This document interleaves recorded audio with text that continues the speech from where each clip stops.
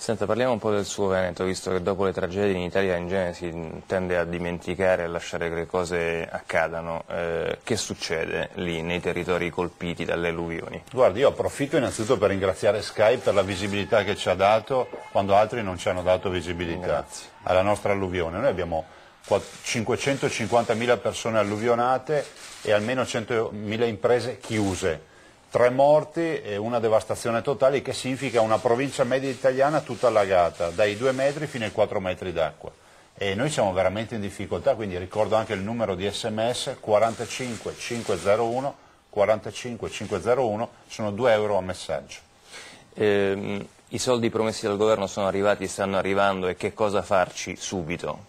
Beh, guardi, innanzitutto in 8 giorni abbiamo battuto tutti i record della storia delle catastrofi, abbiamo avuto 300 milioni di euro, che sono 600 miliardi di vecchie lire. Dedicheremo queste risorse, io parlo da commissario dell'alluvione, per ristorare, quindi dare aiuto alle famiglie che hanno avuto danni e alle imprese. Io spero che questa prima parte possa essere tutta dedicata tempestivamente agli alluvionati, e dopodiché parleremo delle opere e della messa in sicurezza del territorio.